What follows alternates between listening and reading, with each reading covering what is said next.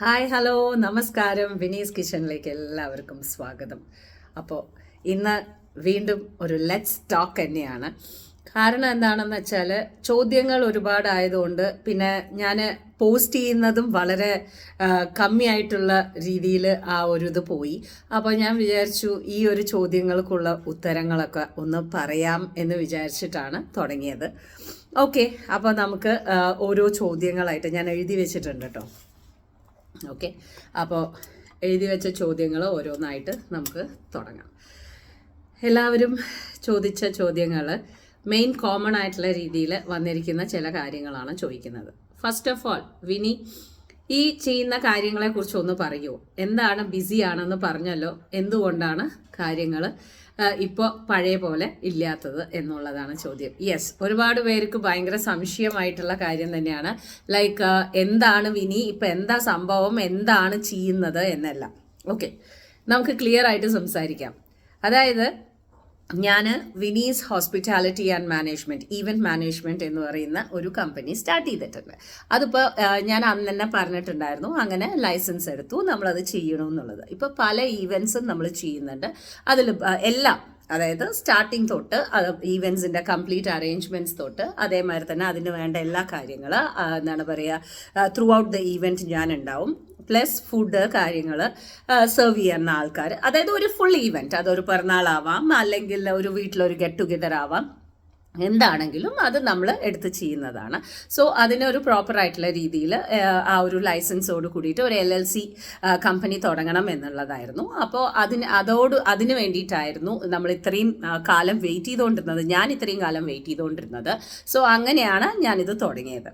അപ്പോൾ ഇതാണ് എനിക്ക് ഇപ്പോൾ ഞാൻ ബിസി ആയിട്ടിരിക്കാനുള്ള കാരണം എന്ന് വെച്ചാൽ, എനിക്ക് ഒരുപാട് ഈവൻറ്റ്സ് ഞാൻ ചെയ്തുകൊണ്ടിരിക്കുന്നുണ്ട്. അതിൽ എനിക്ക് ക്ലയൻസിനെ കാണാൻ പോകണം, അതിൽ ഒരുപാട് മീറ്റിംഗ്സ് ഉണ്ടാവും. നിങ്ങൾക്കറിയാം എങ്ങനെയാണ് അത് വർക്കാവുക എന്നുള്ളത് അറിയാം. നമ്മളൊക്കെ സ്റ്റാർട്ട് ചെയ്തിട്ട് വരുന്നേ ഉള്ളൂ, ആൾക്കാർ നമ്മളെ അറിയുന്നതേ ഉള്ളൂ.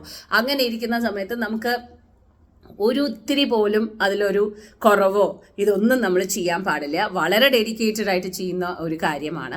സോ അതിൻ്റെ ബിസി കാരണം കൊണ്ടാണ് എനിക്ക് പഴയ പോലെ വന്നിട്ട് എല്ലാ കാര്യങ്ങളും പറയാനോ ഇല്ലെങ്കിൽ എല്ലാ ദിവസവും റെസിപ്പീസ് ഇടാനോ എന്നും പറ്റാതിരിക്കണേ.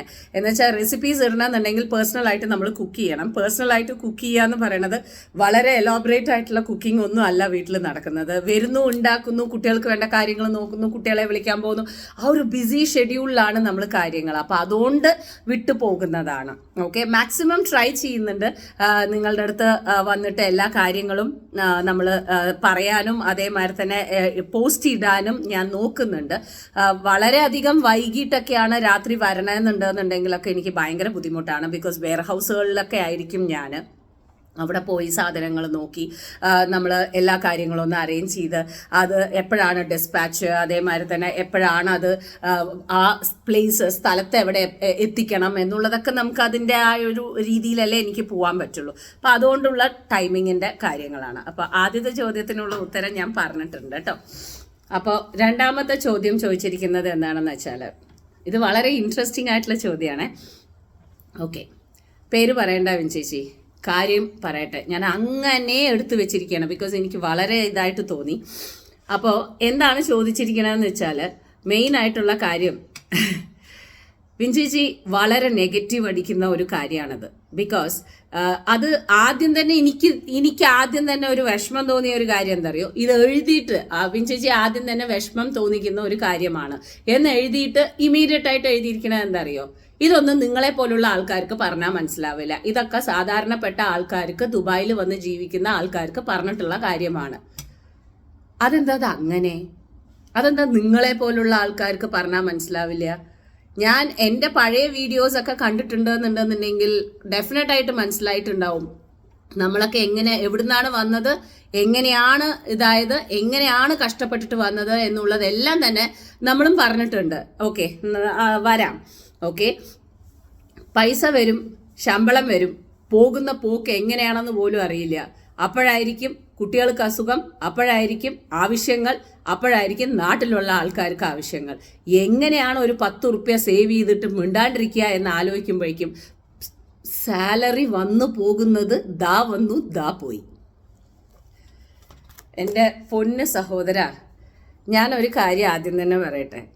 ഇതൊക്കെ എല്ലാവർക്കും സംഭവിക്കുന്നത് തന്നെയാണ്. പിന്നെ നിങ്ങളെ മാരിയുള്ള ആൾക്കാർക്കൊന്നും അത് പറഞ്ഞാൽ മനസ്സിലാവില്ല എന്ന് പറഞ്ഞാൽ ഞാൻ ഒരു കാലത്തും ഞാൻ സമ്മതിക്കില്ല. എന്താ കാരണം എന്ന് വെച്ചാൽ, ബർദുബായിൽ 20 കൊല്ലം മുമ്പ് ബർദുബായിൽ ഒരു ചെറിയൊരു ഫ്ലാറ്റിൽ 4 പേര് താമസിക്കുന്ന ഒരു ഫ്ലാറ്റിൻ്റെ ഉള്ളിൽ ഒരു റൂമിൽ ഒരു കട്ടിൽ മാത്രം ഇട്ടിട്ട് ഒരു വാഷിംഗ് മെഷീനോ ഒരു ഫ്രിഡ്ജോ സ്വന്തമായിട്ടുള്ള ഒരു കാര്യങ്ങളൊന്നുമില്ലാതെ ബാത്റൂമും അടുക്കളയും ഷെയർ ചെയ്തുകൊണ്ട് ഈ ഒരു സ്പേസിൽ മാത്രം നമ്മളുടെ ഗ്യാസ് സ്റ്റൗ വെച്ചുകൊണ്ട് വെള്ളത്തിൽ ഇറക്കി വെച്ച് പച്ചക്കറി കേടുവരാതിരിക്കാൻ വെള്ളത്തിൽ ഇറക്കി വെച്ചുകൊണ്ട് അടുത്തുള്ള ആൾക്കാരെ പരിചയമായി അവർ നമ്മൾക്ക് നല്ലപോലെ പരിചയമായതിനു ശേഷം മാത്രം റിക്വസ്റ്റ് ചെയ്തിട്ട് തക്കാളിയും കാര്യങ്ങളും അവരുടെ ഫ്രിഡ്ജിൽ വെക്കാനുള്ള ഒരു രീതിയിലായിക്കൊണ്ട് മറ്റുള്ളവരുടെ സൗകര്യം നോക്കിക്കൊണ്ട് നമ്മൾ നമ്മുടെ വാഷിംഗ് മെഷീൻ നമ്മൾ യൂസ് ചെയ്തുകൊണ്ട് ഇതുപോലുള്ള ജീവിതങ്ങളൊക്കെ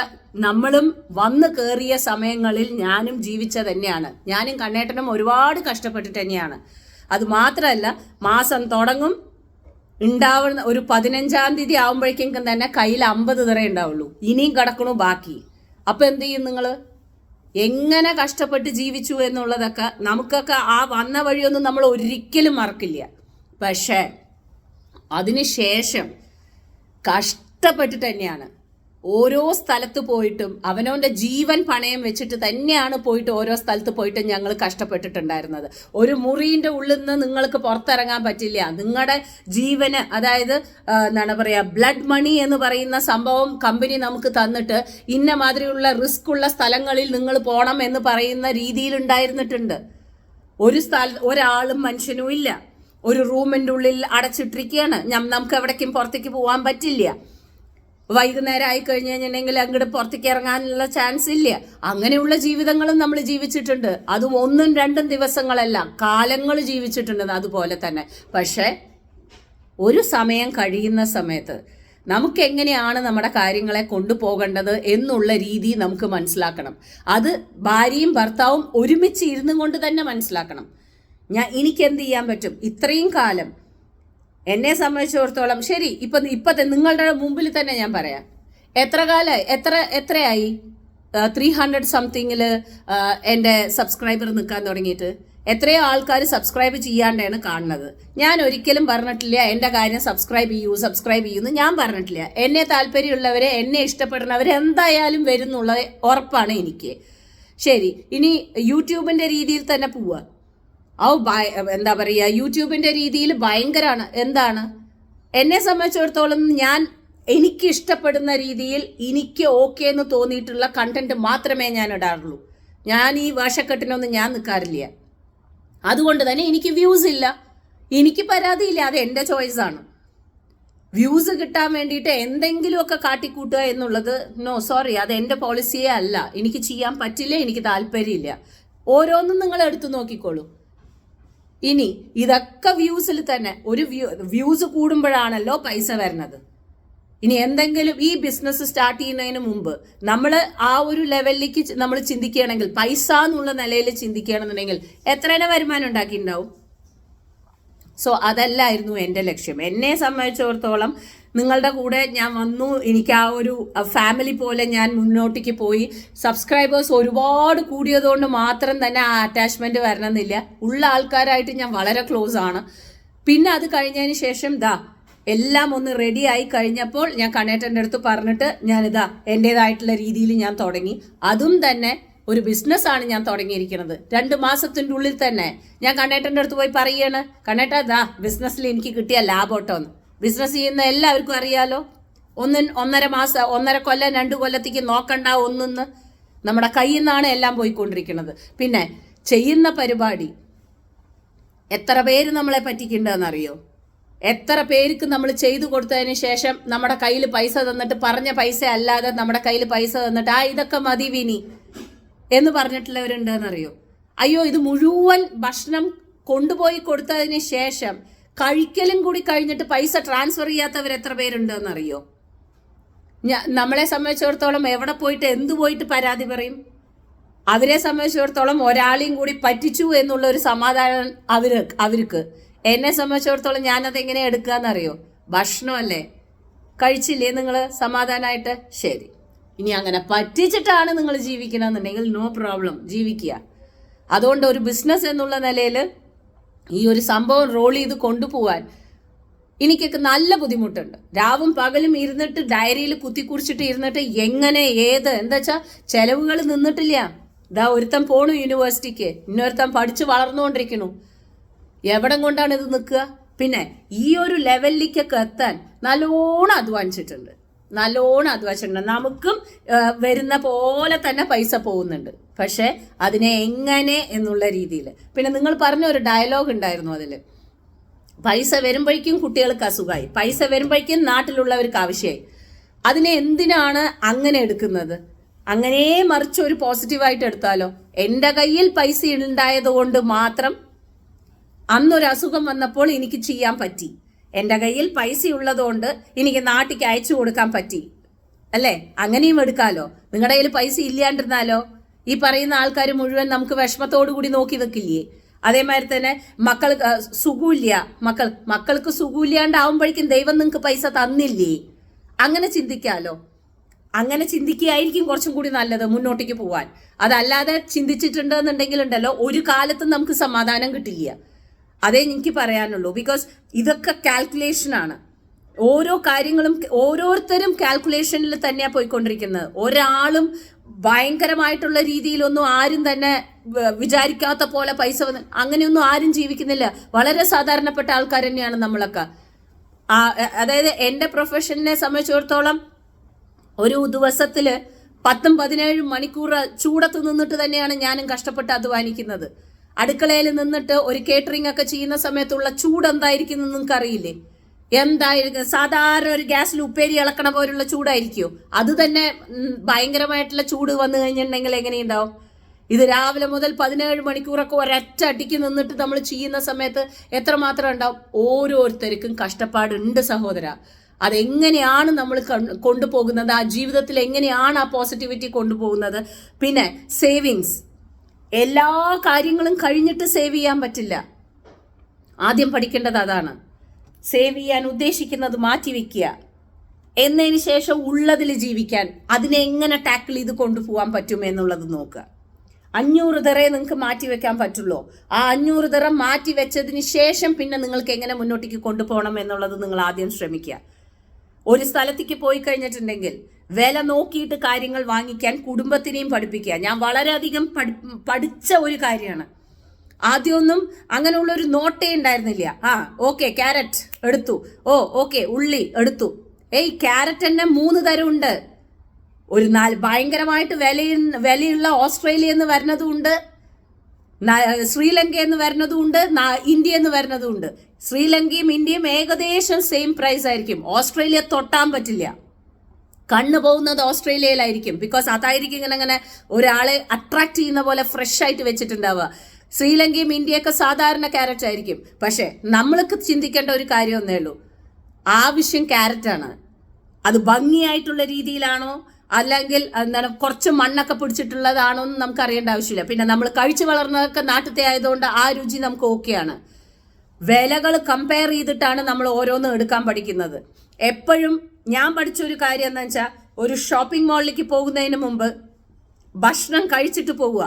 വിശന്ന് പോയാൽ നമ്മുടെ ട്രോളിയിലുള്ള ഫുഡ് മുഴുവൻ നമുക്ക് എടുത്തിടാൻ തോന്നും. രണ്ടാമത്തെ കാര്യം, ഐസൈറ്റിൽ വെക്കുന്ന സാധനങ്ങൾ എടുക്കാതിരിക്കുക. ഇങ്ങനെ കാണുന്നത് ഭയങ്കര പ്രൈസ് ആയിരിക്കും. താഴത്തേക്ക് നോക്കൂ, അതേ സംഭവത്തിന്റെ താഴെ തന്നെ വേറെ ബ്രാൻഡും ഉണ്ടാവും. ആ ബ്രാൻഡിലും വിലകൾ ഉണ്ടാവും. അതൊന്ന് ചിന്തിച്ചാൽ മതി. അതേമാതിരി തന്നെ പോകുന്നതിന് മുമ്പ് ഒരു ലിസ്റ്റ് എഴുതിയിട്ട് പോവാൻ നോക്കുക. ആ ലിസ്റ്റിൽ തന്നെ സ്റ്റിക്ക് ഓൺ ചെയ്യുക. മുകളിലും താഴെയും വാങ്ങിക്കരുത്. എന്താണോ നിങ്ങൾക്ക് വേണ്ടത് അത് മുഴുവനാക്കുക. അത് മുഴുവനാക്കിയതിന് ശേഷം ചിന്തിക്കുക, ഓക്കെ ഇത്രയും വേണോ? അവിടെ പോയിട്ട് വീണ്ടും ചിന്തിക്കുക, ഇതിൽ എന്തൊക്കെ എനിക്ക് പ്രയോറിറ്റിയാണ്, ഇതിലെല്ലാം എനിക്ക് വേണോ? ഓക്കെ, ഇനി എല്ലാം വേണമെന്നുണ്ടെന്നുണ്ടെങ്കിൽ പ്രൈസ് കമ്പാരിസൺ ചെയ്തിട്ട് നിങ്ങൾക്ക് ചെയ്യാൻ പറ്റും. അതല്ലാതെ നിങ്ങളെ പോലുള്ള ആൾക്കാർക്കൊന്നും പറഞ്ഞാൽ മനസ്സിലാവില്ല. എല്ലാവർക്കും എല്ലാം മനസ്സിലാവുക തന്നെയാ. നമ്മളും ഒക്കെ നല്ലോണം കഷ്ടപ്പെട്ടിട്ട് തന്നെയാണ്. ഇന്നലെയൊക്കെ കിടന്നിരിക്കണത് 4 മണിക്കാണ് കൊട്ടേഷൻ ഉണ്ടാക്കിയിട്ട്. ഇനി ഈ കൊട്ടേഷൻ മുഴുവൻ അപ്രൂവ് ആവുമെന്ന് വിചാരിക്കുന്നുണ്ടോ? ഇതപ്പോൾ ഇന്ന് വിളിച്ചിട്ടുണ്ട്. ഈ പറയുന്ന സംഭവങ്ങളെല്ലാം തന്നെ പറയുന്ന ഫുഡ് മുഴുവൻ ടേസ്റ്റ് ചെയ്യാനുള്ള സാമ്പിൾ കൊണ്ടുവരൂ പറഞ്ഞിട്ട്. സോ നമ്മൾ ആ ചാലഞ്ചസ് ഒക്കെ നേരിട്ടേ പറ്റൂ. നമ്മളൊരു ബിസിനസ്സിൽ നമ്മുടേതായിട്ടുള്ള രീതിയിൽ ഉണ്ടെന്നുണ്ടെങ്കിൽ എങ്ങനെയാണോ ക്ലയന്റിന്റെ ആവശ്യം അതുപോലെ നമ്മൾ ആയേ പറ്റൂ. അപ്പോൾ ഓരോരുത്തർക്കും ഓരോ ചാലഞ്ചസ് ആണ്. പക്ഷെ അതിനെങ്ങനെയാണ് നമ്മൾ കൊണ്ടുപോകണമെന്നുള്ളതാണ് എടുക്കേണ്ടത്. അല്ലാതെ വീട്ടിലുള്ള ആൾക്കാർക്ക് അസുഖം വന്നു, ശമ്പളം കിട്ടുമ്പോഴേക്കും നിങ്ങളുടെ ശമ്പളം ഉള്ളതുകൊണ്ട് അവർക്ക് കൊടുക്കാൻ പറ്റിയില്ലേ? ആസ്പത്രിയെങ്കിൽ ആസ്പത്രി, കടം പറയാണ്ട് വരാൻ പറ്റിയില്ലേ? ഈശ്വരൻ അത്രയെങ്കിലും നമ്മളെ അനുഗ്രഹിച്ചില്ലേ എന്ന് ചിന്തിക്കുക. അങ്ങനെയൊക്കെ തന്നെയല്ലേ പോസിറ്റീവായിട്ട് മുന്നോട്ടേക്ക് പോവുക. അല്ലാതെ രാവിലെ എണീച്ചിട്ട് ആരും ഇപ്പം നമുക്ക് മോട്ടിവേഷനായിട്ട് പോസിറ്റീവ് പറഞ്ഞുകൊണ്ടിരിക്കണം.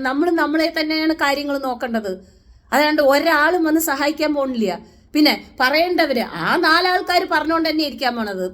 പറയണവർ പറയുക, കേൾക്കാതെ മുന്നോട്ടേക്ക് പോകേണ്ടത് നമ്മുടെ കടമ. മനസ്സിലായില്ലേ? അതുകൊണ്ട് നല്ല രീതിയിൽ ചിന്തിക്കൂ.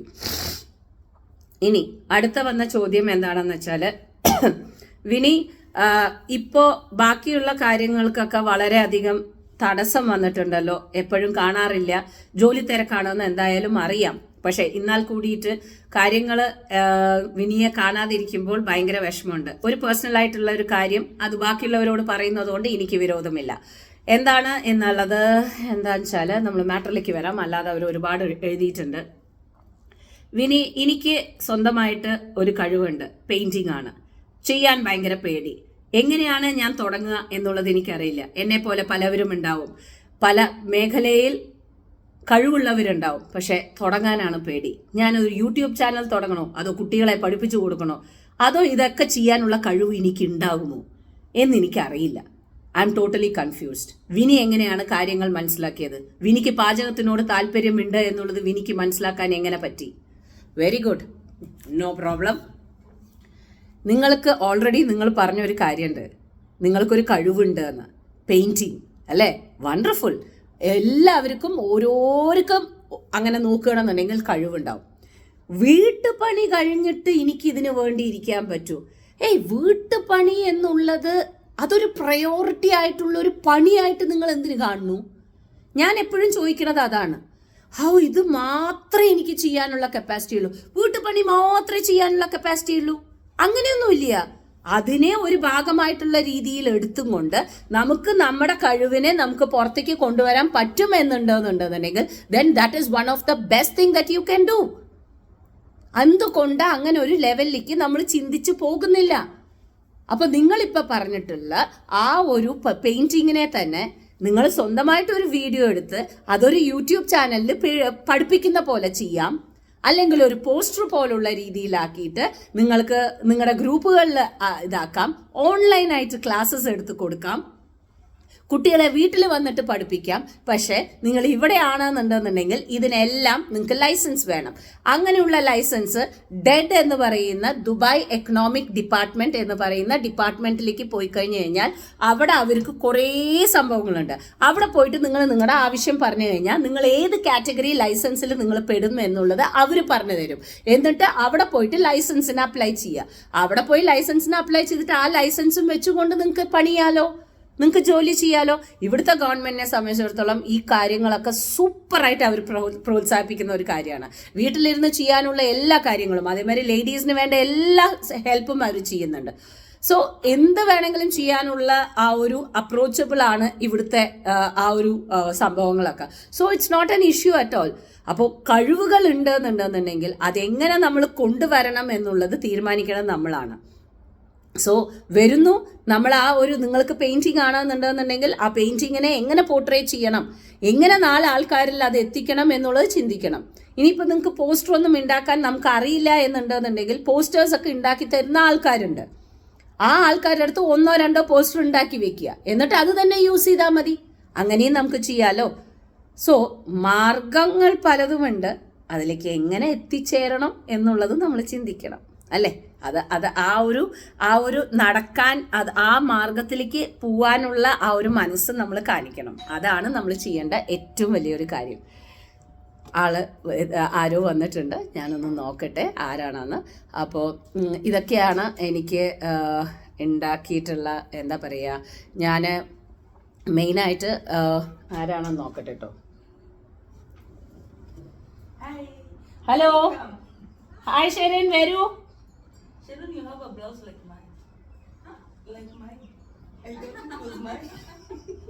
വായോ, ഞാനിവിടെ യൂട്യൂബിൽ വീഡിയോ വന്നോണ്ടിരിക്കും. ഇറ്റ്സ് ഓക്കെ ആലെ, ഇറ്റ്സ് ഓക്കെ കുട്ടി, ഇതാ I'm online. So this is Sherin. So എന്താ പറയാ, വിനീസ് കിച്ചൺ പാചകത്തിനെ കുറിച്ച് കുട്ടിക്ക് 2 വാക്ക് എന്തെങ്കിലും പറയാനുണ്ടോ? അതിങ്ങനെ കാണാറുണ്ടായിരുന്നു പണ്ട് മുതലേ. എന്നിട്ട് അപ്പൊ ഇങ്ങനെ ഓരോ പ്രാവശ്യം ചേച്ചി കഴിക്കുന്ന കാണുമ്പോ കൊതി വരുമായിരുന്നു. പക്ഷെ അതൊരിക്കലും വിചാരിച്ചില്ല അത് കഴിക്കാൻ പറ്റും. സോ ഞാൻ എന്തായാലും ഷെറിൻ വന്നു, ഞാൻ ഷെറിൻ്റെ അടുത്ത് സംസാരിക്കട്ടെ. അപ്പം നിങ്ങളോട് എല്ലാവരോടും സംസാരിച്ചതിന് ഒരുപാട് നന്ദി. And thank you so much for all your questions. അപ്പം നമ്മൾ വീണ്ടും കാണുന്നതായിരിക്കും. Till then take care and by.